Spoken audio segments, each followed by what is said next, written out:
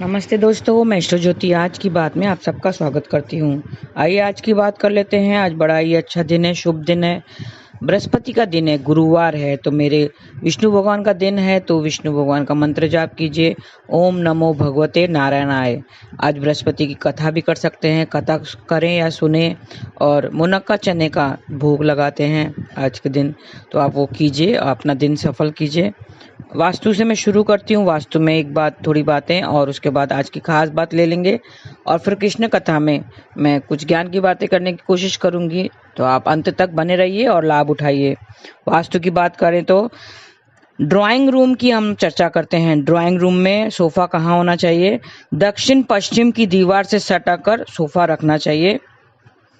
और टेबल कहाँ होना चाहिए? टेबल ड्राइंग रूम में सेंटर में रख सकते हैं, या तो सोफा के थोड़ा सा दूर रख सकते हैं। टेबल के किनारे नोकीले नहीं होने चाहिए, और त्रिकोणाकार नहीं हो, मतलब ट्रायंगुलर फॉर्म में नहीं होना चाहिए टेबल। तो ये थोड़ी सी ध्यान रखें। ये थी वास्तु की बातें। अब योग और तिथि की बात कर लेते हैं। आज सुबह 6:22 के बाद से द्वितीय तिथि लग चुकी है। आज दोपहर 2:40 तक शोभन योग रहेगा। शुभ कार्यों में और यात्रा पर जाने के लिए ये शोभन योग बहुत शुभ होता है, अच्छा योग है। शोभन योग में की गई यात्रा मंगलमय और सुखदायी होती है। जिस कामना से यात्रा की जाती है वो पूरी हो जाती है, सफलता जरूर मिलती है। और आज दोपहर पहले 11:55 तक कृत्तिका नक्षत्र रहेगा, फिर रोहिणी नक्षत्र लग जाएगा। कृत्तिका तीसरा नक्षत्र है, जिसकी मेष और वृष राशियां हैं, और इसका देवता अग्निदेव है, और इस नक्षत्र का स्वामी सूर्य देव है। तो सूर्य देव की आज उपासना करनी चाहिए, उनका अर्घ्य दीजिए। मैंने विधि बताई है, तांबे के लोटे में जल डालकर अर्घ्य देना है, और ओम घृणी सूर्याय नमः ऐसा जाप करना है 11 बार। फिर 3 बार गायत्री मंत्र का जाप जरूर करें। कृत्तिका नक्षत्र के दौरान गायत्री मंत्र का भी पाठ जरूर करना चाहिए, लाभकारी होता है।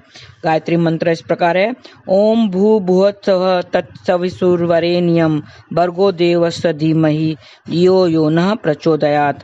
ओम भूर्भुवः स्वः तत्सवितुर्वरेण्यं भर्गो देवस्य धीमहि धियो यो नः प्रचोदयात्। ये गायत्री मंत्र है। और इसके जातक जो हैं वो बुद्धिमान और तेजस्वी होते हैं, और इसका संबंध गुलर के पेड़ से बताया गया है। तो गुलर के पेड़ की आज पूजा करें, उनको नमस्कार करें, और उसकी किसी प्रकार का नुकसान नहीं पहुंचाना चाहिए। अब रोहिणी नक्षत्र की बात करें तो रोहिणी नक्षत्र चौथा नक्षत्र है, और रोहिणी शुभ नक्षत्रों में आता है। इसका स्वामी चंद्रमा है, और इसका प्रतीक चिन्ह बैलगाड़ी है, और इसका संबंध जामुन के पेड़ से बताया गया है। तो जामुन के पेड़ को नमस्कार करें, और उसको किसी प्रकार का नुकसान नहीं पहुंचाएं। अब थोड़े से उपाय ले लेते हैं। धन दान के बढ़ोतरी के लिए क्या उपाय करें? साफ कपड़े पहनकर शिव मंदिर जाना चाहिए, भगवान की विधि पूर्वक पूजा करनी चाहिए, और शिवलिंग पर जलाभिषेक करें, रौली चावल चढ़ाएं, भगवान का मुंह मीठा करें, भोग लगाएं, और फलों का भी भोग लगाएं, तो धन धान्य में बढ़ोतरी होगी। और अनबन खत्म करने के लिए कौन सा उपाय करना है? चींटियों के बिल में आटा डालना चाहिए। आज भूरी या लाल चींटियां का बिल हो तो और भी अच्छा है। और खुशहाल दाम्पत्य जीवन के लिए क्या उपाय करें? आज 11 छोटी कन्याओं को दूध का पैकेट भेंट करें, या खीरनी बनाकर खिलाएं। 11 को नहीं खिला सके तो 5 को खिलाएं, 2 को खिलाएं, एक ही कोई खिला दें तो भी आपको फल मिलेगा। आज स्नान के बाद शिव मंदिर जाना चाहिए, और भगवान शिव को प्रणाम करना चाहिए। शिवलिंग पर गंगा जल मिला हुआ और जल अर्पित करना चाहिए, तो आपकी सारी परेशानियां दूर हो जाएंगी। व्यापार के बढ़ोतरी के लिए क्या करें? सूर्य यंत्र की स्थापना करनी चाहिए। घर में या ऑफिस में सूर्य यंत्र की स्थापना करें। धातु पर बना हुआ सूर्य यंत्र ले सकते हैं, या खुद भी बना सकते हैं। सफेद कागज पर लाल स्याही से भी यंत्र बना सकते हैं, फिर उसे विधि पूर्वक मंत्रों से स्थापित करके उचित स्थान पर स्थापित करना चाहिए, और उसकी पूजा करें। और तरक्की के लिए क्या उपाय करें? आज अपने हाथों से चरणामृत तैयार करें। चरणामृत से भगवान शंकर को भोग लगाना चाहिए। दही में थोड़ा सा गुड़ मिलाकर शिवलिंग पर चढ़ाएं तो सारी उलझनें दूर हो जाएंगी। दही में थोड़ा सा गुड़ मिलाकर शिवलिंग पर चढ़ाएंगे तो सारी उलझनें दूर हो जाएंगी। गुलर या गुलर के पेड़ की फोटो के दर्शन करें। गुलर का पेड़ सामने ना हो तो उसके फोटो के ही दर्शन करें, तो हर क्षेत्र में सफलता मिलेगी। गुलर के पेड़ की तस्वीर को नमस्कार करना है और उसे किसी प्रकार का नुकसान नहीं पहुंचाना है। और सामाजिक कार्यों में सफलता के लिए दक्षिण पूर्व दिशा के कोने में घी का दीपक जलाना है। दक्षिण पूर्व दिशा के कोने में घर के घी का दीपक जलाना है। हाथ जोड़कर अग्निदेव को प्रणाम करें और प्रार्थना भी करें। और अपनी पोजीशन बढ़ाने के लिए, ऑफिस में पोजीशन बढ़ाने के लिए जेब में या पर्स में लाल रंग का फूल रखकर ले जाएं। लाल रंग का फूल रखकर ले जाएं और मंत्र जाप करें। ओम श्राम श्रीम श्रौम सह चंद्रमसे नमः। ये चंद्रमा का मंत्र है। ओम श्राम श्रीम श्रौम सह चंद्रमसे नमः। तो आपका कॉन्फिडेंस बढ़ेगा और आपको सफलता जरूर मिलेगी, आपकी पोजीशन बढ़ेगी। और दोस्तों को बढ़ाने के लिए, दोस्ती बढ़ाने के लिए चंदन का तिलक अपने मस्तक पर लगाएं और जिससे दोस्ती बढ़ानी है उसके मस्तक पर भी तिलक लगाएं, तो आपकी दोस्ती बढ़ेगी। तो ये छोटे से उपाय थे आज के दिन करने से। और आज मैंने बताया था गुरुवार के दिन बृहस्पति जी की कथा करते हैं, या तो आप सुन लिए, कथा करें या सुने और उनको भोग लगाएं। चने मुनक्का का भोग लगाते हैं, अमृत बनाते हैं। तो इस तरह से आप करेंगे तो आपको फल ज़रूर मिलेगी। ये थी आज की बातें। अब आइए कृष्ण कथा में थोड़ी ज्ञान की बातें कर लगते हैं, अंत तक बने रहिए। आपने देखा होगा कि भगवान ने जो जो चीज़ हमें दी है वो बिन मांगे ही दी है। भगवान ने हमें बहुत सारी चीज़ें दी हैं, बिन मांगे ही दी है। जैसे जल, वायु, अग्नि, ये सब क्या हमने मांगा था? नहीं, उसने बिन मांगे दी है। हमारी सारी ज़रूरत की चीज़ें उन्हें बिन मांगे ही हमें दे दी है। आँख, नाक, पैर। क्या किसी ने भगवान से आंखें मांगी थी? क्या किसी ने भगवान से आंखें मांगी थी? नहीं ना, उसने बिना मांगे ही माँ के गर्भ में दे दी है। क्या कान मांगे थे?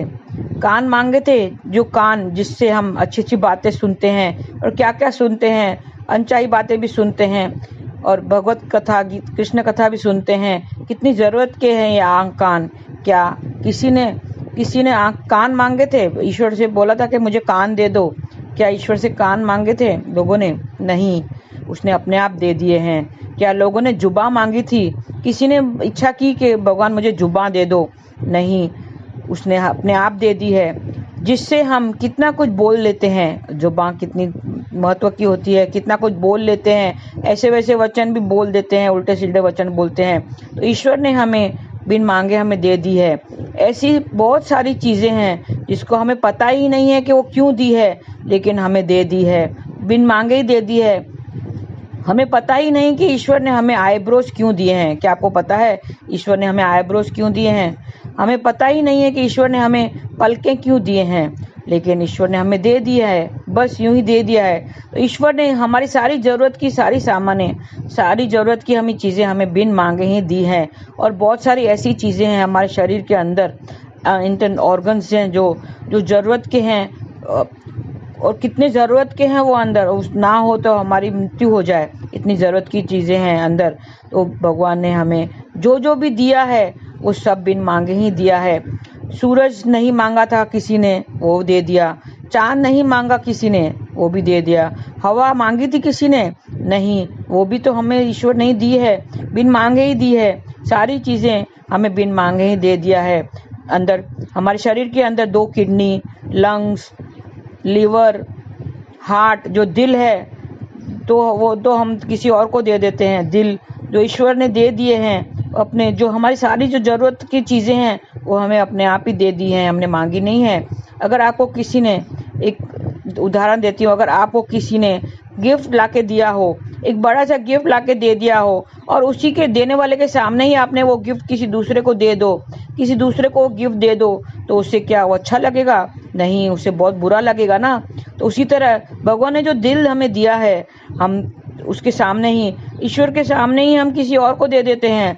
दिल आसानी से हम किसी और को दे देते हैं। मैंने तुझको दिल दिया।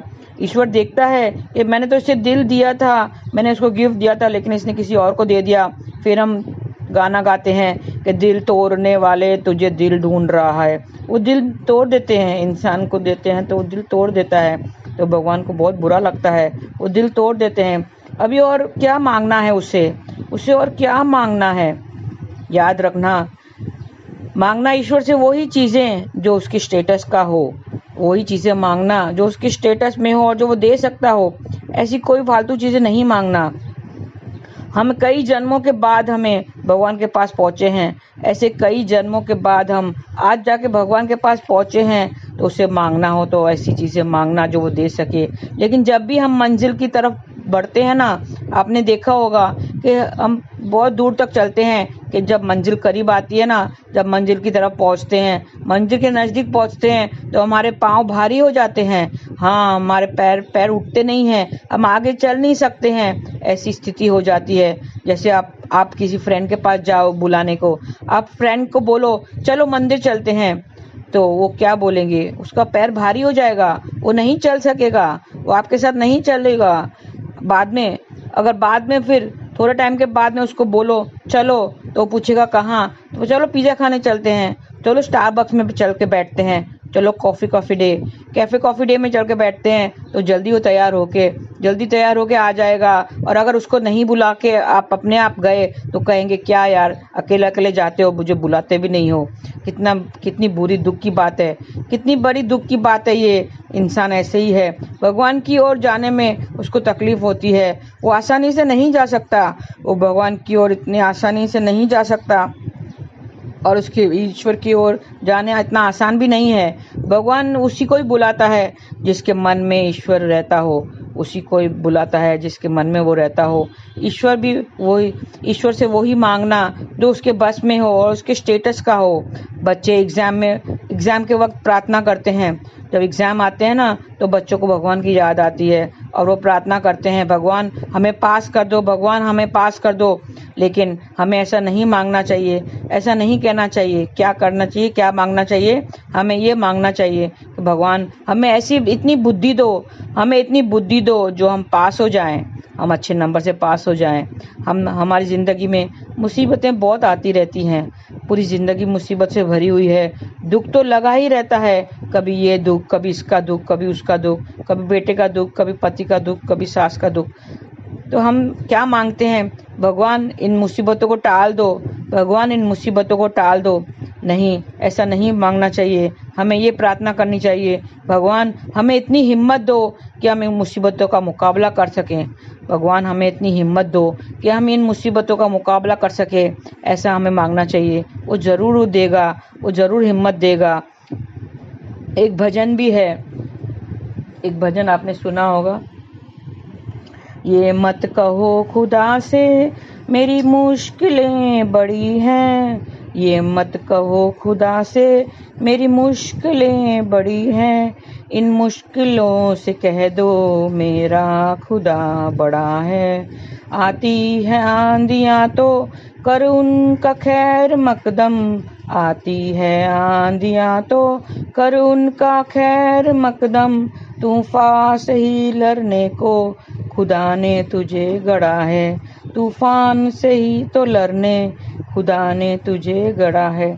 मतलब हमें खुदा ने इसके लिए बढ़ा है कि हम मुसीबत से लड़ सकें, और हमें ईश्वर से वो हिम्मत मांगनी चाहिए, जिससे हम उससे लड़ सकें। मुसीबतें तो आती हैं, भगवान मुसीबतें नहीं देता है, भगवान किसी को दुख नहीं देता है, भगवान अपने भक्तों को दुखी नहीं देख सकता, वो दुख नहीं देता है। ये दुख तो हमारे पिछले जन्मों के कर्मों के हिसाब से आता है। वो दुख आता है और चला भी जाएगा।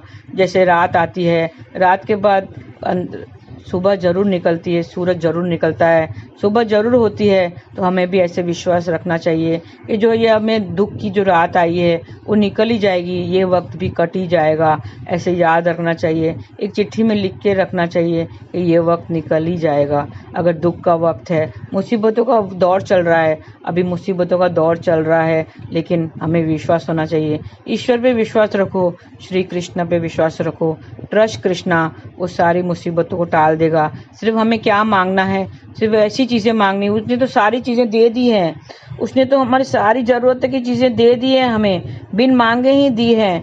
लेकिन बाकी हमें क्या मांगना है, छोटी छोटी चीज़ों के लिए मत मांगो, कुछ भी मत मांगो। विश्वास रखो कि उसे सब पता है और वो हमें इस भवसागर से जल्दी पार निकाल देगा। और रात तो आती ही है, रात तो आती है, लेकिन उसके बाद एक नया सवेरा ज़रूर आता है और नया प्रकाश ज़रूर निकलता है।